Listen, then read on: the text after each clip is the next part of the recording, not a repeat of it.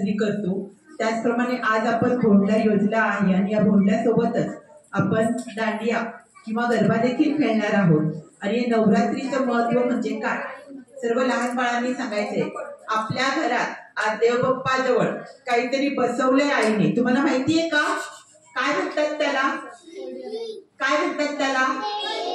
देवी बसवली आहे का? पण तो जो काही धान्य लावलेले मातीमध्ये धान्य आलेलं आहे बरोबर आहे ना, त्याच्यात काहीतरी मडकं आहे, पाणी त्यातून त्या झाडांना ते मिळतंय असं पाहिले ना तुम्ही, त्याला काय म्हणतात? घट म्हणतात। काय म्हणतात त्याला?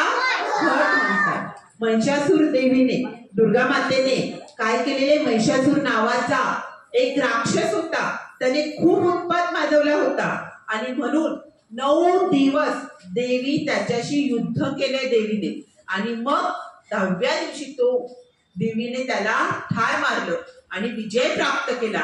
म्हणून 10व्या दिवशी आपण दसरा साजरी करतो। आले लक्षात सर्वांना? मग 9 दिवस देवीने त्या महिषासुराशी घनघोर युद्ध केलं आणि त्या युद्धात तिने विजय मिळवला, त्या महिषासुराचा वध करून। आले लक्षात? म्हणून त्या देवीला महिषासूर वर्धिनी असं सुद्धा म्हटलं जातं। आपल्या घरात तुम्ही पाहिलं असेल ना, ते धान्य थोडंसं उगवले ना तुमच्या घरात, पूजा करताना रोज त्याला झेंडूची विड्याच्या पानांची माळ पहिल्या दिवशी घातली जाते, नंतर झेंडूची किंवा खुरासण्यांच्या फुलांची माळ ही रोज आई त्या घटाला वाहून त्याची पूजा करते।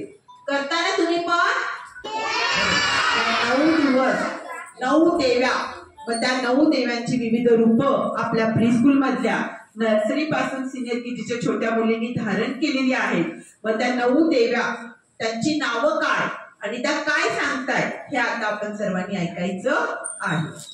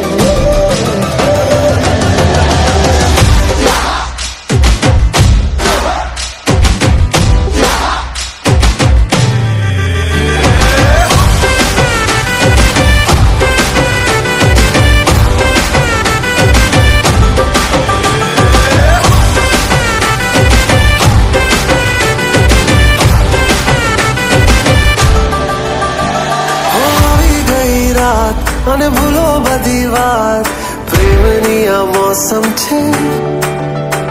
अब आओ मेरे पास रह जाओ मेरे साथ प्रेमनी आ मौसम છે। होई गई रात અને ભૂલો બધી વાત प्रेमनी आ मौसम છે। अब आओ मेरे पास रह जाओ मेरे साथ प्रेमनी आ मौसम છે। मुझको अगर साथ तेरा तो भूलूं मैं सारा जहां। सोगाड़ा तारा छबीला तारा रंगीला तारा रंग बेर जुए तारी बात। सोगाड़ा तारा ओए छबीला तारा ओए रंगीला तारा रंग बेर जुए तारी बात रे। सोगाड़ा तारा छबीला तारा ओए रंगीला तारा रंग बेर जुए तारी बात रे।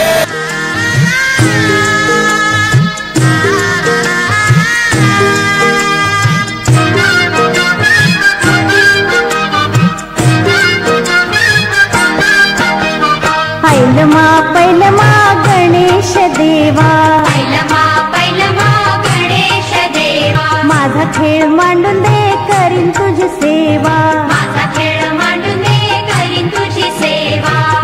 खेळ मांडिला वेशीच्या दारी.